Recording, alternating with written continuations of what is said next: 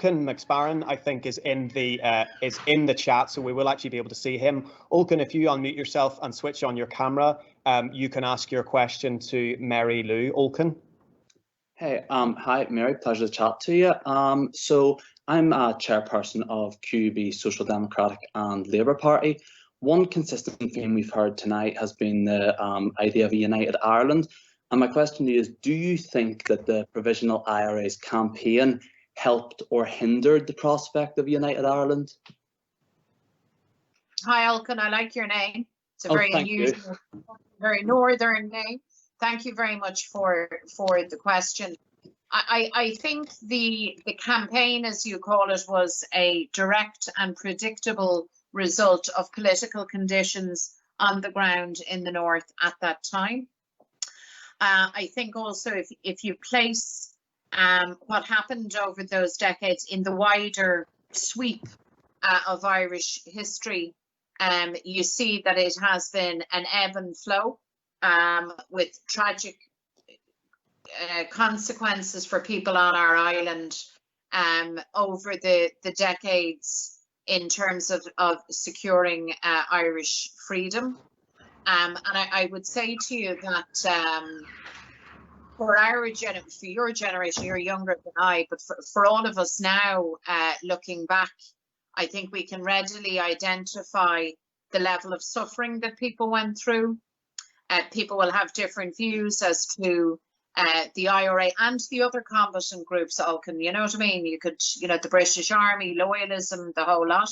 We're not going to have a shared narrative on that, I don't believe. I don't think we're ever going to land on a position where there will be one agreed account of what happened and, more importantly, why it happened. Mm-hmm. And again, that's not a unique phenomenon either. I mean, in the part of Ireland that I live in, here in Dublin and all across the 26 counties, the version of events and the views as to who was right or who was wrong, or should it happen, or did it help, and was Dev right or was Collins right, or what would have happened next, those debates will rage for generations. What do you think, though, Mary Lou?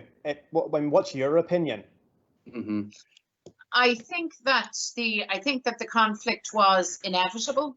Mm-hmm. I think it is hugely regrettable that it was not resolved earlier. But I know that, and this is the reality of conflict, when it, not just in Ireland, but internationally, when a cycle of conflict emerges, it's very, very difficult to stop it. And I think we were ultimately very successful. And we owe debts of gratitude to lots of people for the fact that we finally could find a democratic and a peaceful dispensation to move forward. Okay, Ulcan, do you want to respond to that, and then we'll move on? Ulcan? I think we're all in agreement. No one wants armed conflict on this island in any way whatsoever. However, there would have been the possibility in 1973 with the Sunningdale Agreement to have brought about an end to the conflict a lot sooner. And overall, has the conflict, my kind of overarching question, helped or hindered the prospect of a united Ireland? What would your opinion be on that? Has it helped or hindered it? Thank you, Ulcan. Well, as regards, I mean, that could have happened in 1973, Ulcan, but it didn't.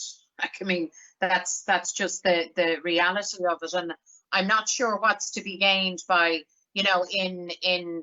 we could go back as far as 1918 and say, well, the British government could have respected the mandate of the people on the island of Ireland. They didn't. I mean, had they, none of it would have happened. Had the island not been partitioned, we would be having a different conversation between ourselves. But the truth is that people act out of the circumstances in which they find themselves. And I don't know what age you are, I'm not going to presume, but I know you're a lot younger than me. You're a young man, and you're growing up in a particular set of circumstances. And you might look back to the early 70s or whatever, as a historical period, say, what in the hell was going on? Who thought? How did that happen? And I would just say to you, as somebody who is older, maybe, I don't know if I'm wiser, but I'm certainly older than you, that you have to understand that people act from their circumstances, and you change people's actions, you change history by actually understanding that and changing circumstances on the ground. I think we can agree, Ulcan, if I had the hand that wrote the history of Ireland, there wouldn't have been a shot fired had I, because there would have been no partition and no reason for it. But that's not how history played out. And people in real time live in their circumstances and make their decisions. And different people made different decisions. And I would say the predominant reason why the conflict went on so long was because the British government was prepared to slug it out in Ireland, and in fact, in many respects, used Ireland as a training ground for. Mary Lee, I mean, can I just inject? It's an interesting, ever so slight dichotomy in that you say, and I believe you say with real sincerity, that if you had been in charge, it wouldn't have happened, or a shot wouldn't have been fired, as you said. Is there a question mark over the fact that you say that, but also in many cases you won't condemn actions in the past? I mean, you won't condemn the actions or the campaign waged by the provisional IRA. I mean, is that kind of having your cake and eating it at all, that you can say, well, if it had been me, it wouldn't have been, but I won't condemn actions that took place by people in the name of the thing that I'm campaigning for? No, absolutely not. And in fact, Thomas, my family's connections with the IRA go back to the 1920s. And back at that time, there were people who said that they were terrorists and all the rest. And I will not have any of my people who are brave people and honourable people insulted in that way. And my view is consistent across the generations.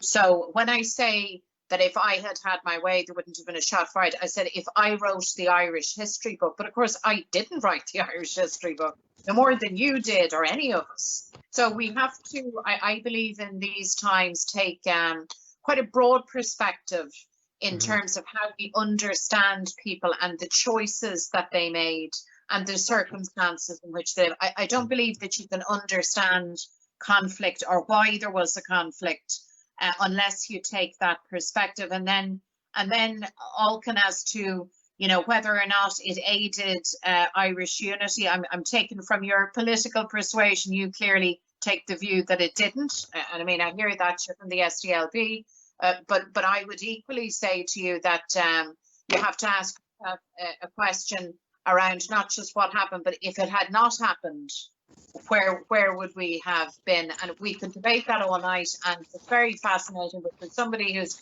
involved in politics in the here and now, it doesn't actually get you wild far along the road.